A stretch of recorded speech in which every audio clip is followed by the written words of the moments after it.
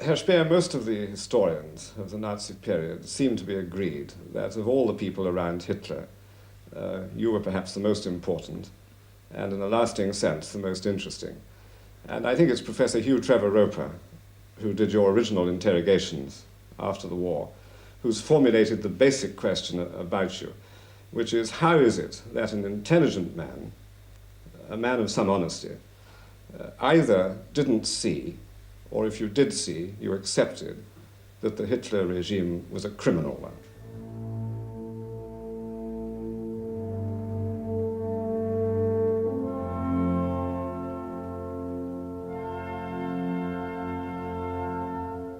My name is Heike Görtemaker. I'm an historian and a writer. And I'm interested in the people around Adolf Hitler. And Speer was one of them, the star of his Berghof society. Speer became an intimate personal friend of Hitler at the time he seized power. To the young, intelligent, ambitious architect, Hitler gave patronage and unlimited possibilities, backed by the power to execute his dreams. Albert Speer is known as Hitler's architect, as Hitler's armaments minister after 1942, and as a Nazi who said sorry. But did he say sorry? He admitted a responsibility, but he said guilt? No guilt. This is something for the church to say you're guilty or not. Good, no. But I admit responsibility because I was part of the Nazi government. But only that. He didn't say I'm responsible for the crimes. I'm responsible for Auschwitz. I'm responsible for more than 60 million deaths during the Second World War. No, he didn't admit that.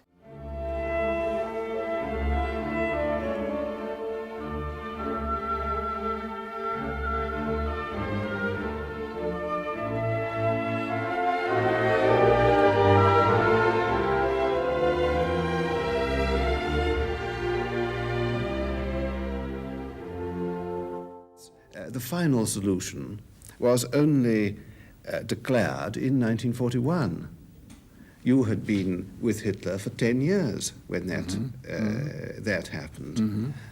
How can one regard this apparatus of terror and persecution in one's own country happening, caused by a government of which one is a courtier at the very center? Yeah, but you know that the final solution was a secret, and it was a secret to me too. Albert Speer became very famous because of his memoir, Inside the Third Reich. He was perceived as a star witness, but not involved. This is an image he created. I saw it all, but I was not involved. As Hitler's architect, Speer personally stage-managed spectacles like the Cathedral of Ice, using over 400 searchlights, great tableaus of adulation and mass hysteria in which Hitler bathed at the Nazi Party rallies, backdrops for the rise of a tyrant. Hitler perceived himself as an artist, an architect. So when he met Speer, he saw in this young man an alter ego, the architect he couldn't become. There developed a close friendship between Speer and Hitler. Speer's son once said that the relationship between his father and Hitler had been a kind of love affair.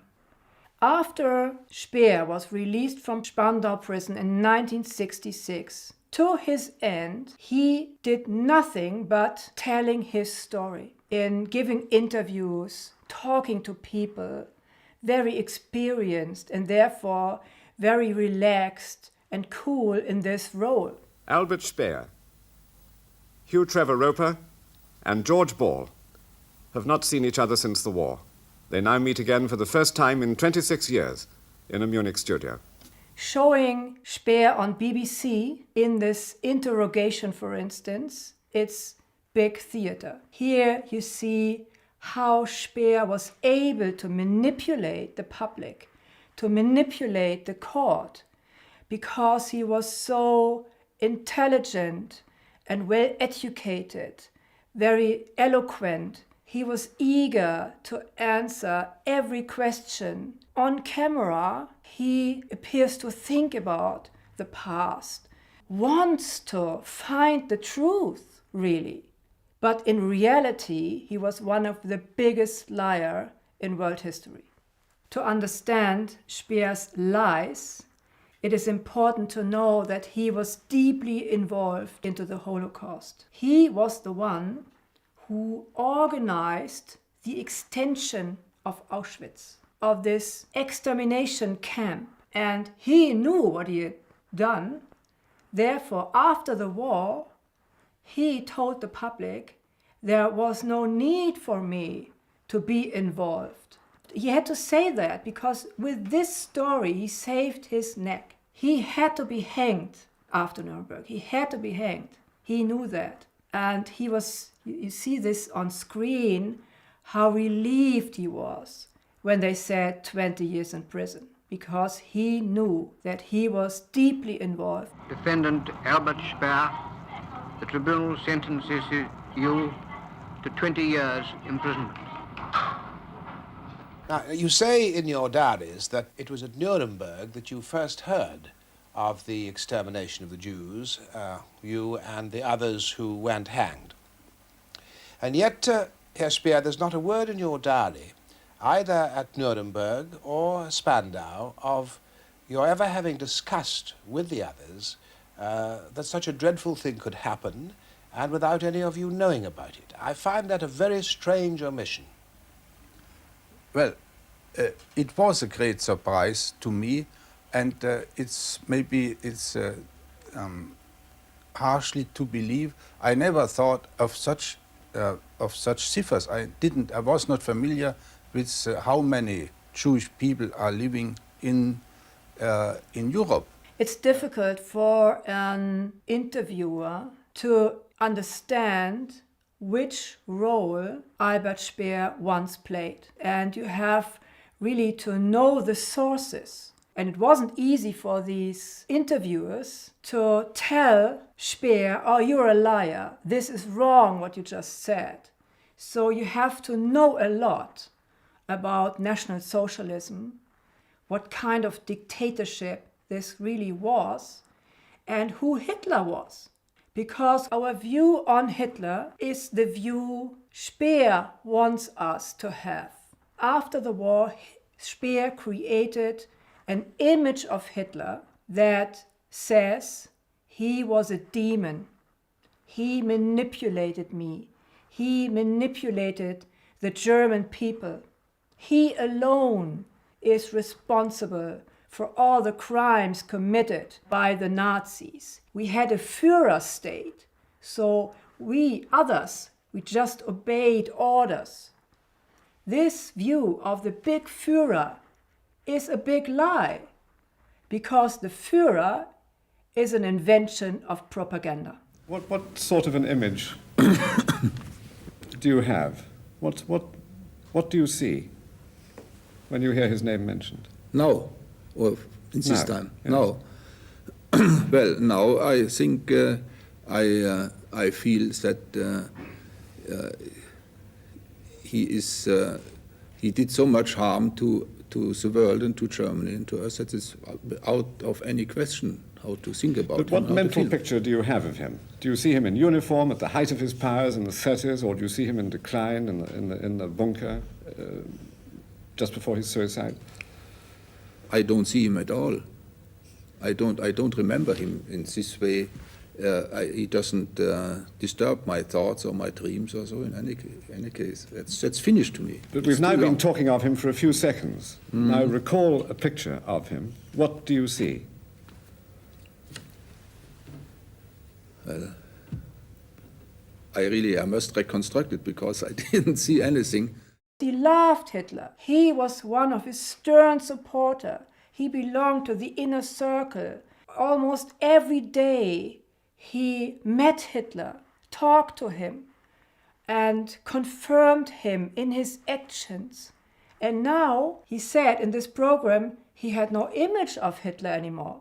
He didn't see him anymore. It was absolutely stunning to see what he said. We come to an attempt by you to kill him. Can you tell us why you felt that was necessary, and whether we are to believe that it was a serious attempt to kill Hitler? It was just an attempt, and I was stopped with the very first step, so it's not really true to say it was getting serious. In 1971, when the BBC filmed this discussion, Speer repeated his old lies. And one of his lies, he told the court in Nuremberg that he once tried to kill Hitler. But how was your attempt to kill Hitler to be carried out? What were you going to try and do? We had two new sorts of gas that was taboo and sarin, and Hitler lived in this time in his bunker, and the whole air was getting through air conducts. Conditioning. And then through a gas filter, a normal gas filter for normal gas, and but with this other gas would have went through this filter. If I would have succeeded, then Hitler, together with Bormann, Goebbels, and Lai, would have been killed immediately. Speer was definitely an anti-Semitic because this was the core aim of being a Nazi. But he was not openly fanatic like many others, like Martin Bormann or like Himmler or Hitler himself.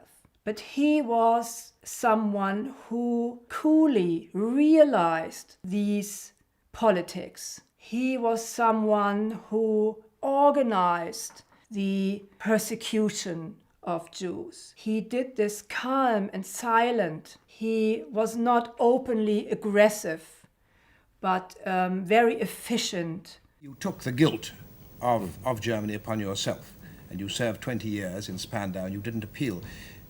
Did you have, during those long years in Spandau, many regrets at the way you'd wasted your life? 20 years in prison is a difficult thing to survive, and one has ups and downs, and one can't say there's a general line going through. But I was occupying my mind quite often with the range of my guilts, and if I ever, even with these 20 years, can get rid of the guilts, and quite often I was thinking that I never shall get rid of it, that this burden will ever last with me. Have you got rid of it yet? I don't think so, otherwise I wouldn't be here.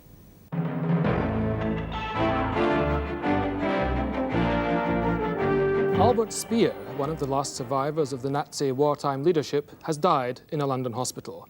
Speer, who was 76, was Hitler's Minister of Armaments during the Second World War.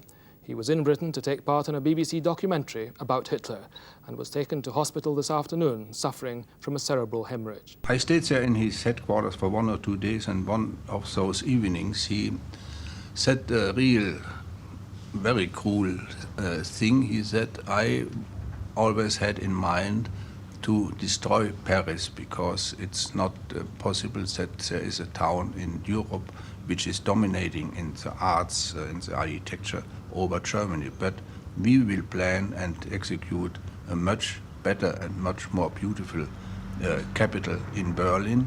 And so I can keep this idea, and we keep Paris as it is. Speer died on September 1st, 1981, after he did an interview for the BBC. He had just published a new book about the slave state of the SS and how he fought against Himmler. So a new book, a new story, a new interview. And on the same day, he died in a hotel in London with his secret girlfriend. Now the world became aware that he led a double life. No one knew about this girlfriend in London, not his wife, not his children.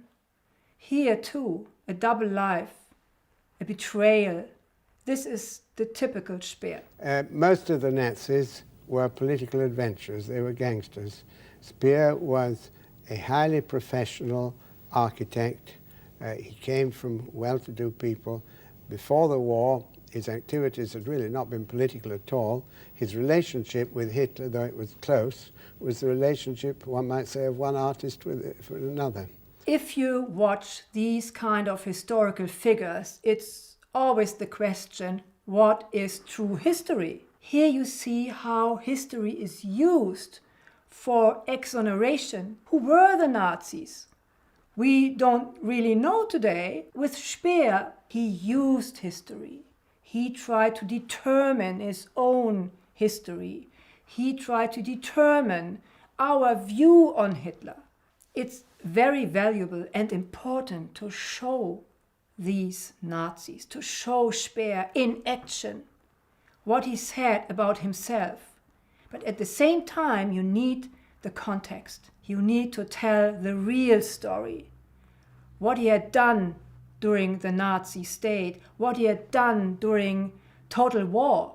Especially today, it's important to show these Nazis, to see that they were human beings. What human beings did to other humans, that they were ruthless criminals.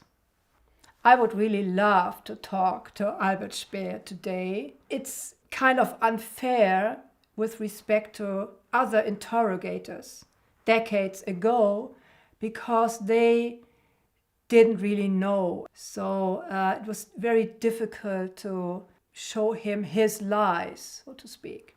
Yes, I would like to talk to him, to interrogate him. For sure, he would talk to me, because he talked to everybody who wanted to ask him.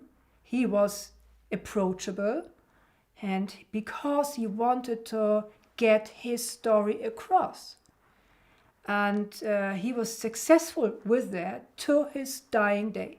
I was thinking as a specialist and not thinking as a human being. And I was so specialized in my job as an architect and other ones that I forgot that humanity is a most important part of life.